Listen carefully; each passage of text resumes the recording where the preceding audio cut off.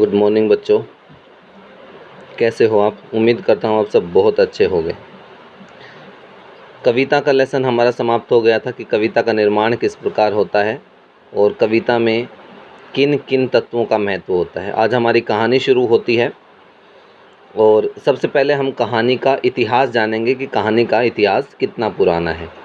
तो आप सब जानते हो कि जितना मनुष्य का इतिहास पुराना है उतना ही कहानी का भी इतिहास पुराना है।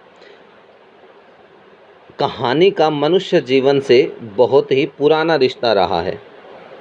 आदिकाल से ही कहानी सुनने और सुनाने की ये जो विशेषता है या ये जो प्रवृत्ति है ये चलती आ रही है। जैसे जैसे मनुष्य का विकास होता गया, सभ्यता का विकास होता गया, वैसे वैसे कहानी का भी विकास होता गया।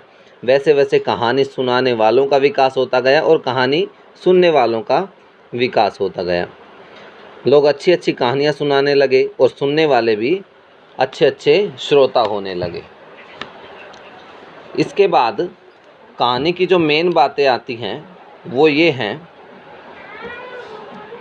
कि कहानी जो है ये प्रकृति से मनुष्य का एक कल्पना के द्वारा जुड़ती है। प्रकृति और मनुष्य ये दोनों कल्पना के माध्यम से जुड़ते हैं। आप सब जानते हो। एक और बात ये भी ध्यान रखने योग्य है कि कल्पना करना मनुष्य का स्वाभाविक गुण है और कल्पना से ही कहानी का निर्माण होता है। यह भी बात ध्यान में रखना। कल्पना से ही कहानी का क्या होता है भाई, निर्माण होता है।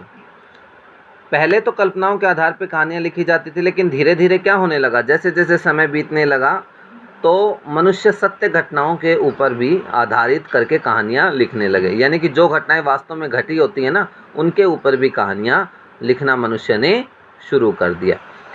ये तो थी कहानी के।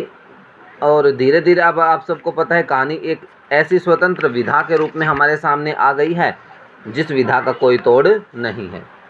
अब हम कहानी की कुछ परिभाषाएं पढ़ लेते हैं कि कहानी की परिभाषा क्या होती है और क्या नहीं। एक बार कहानी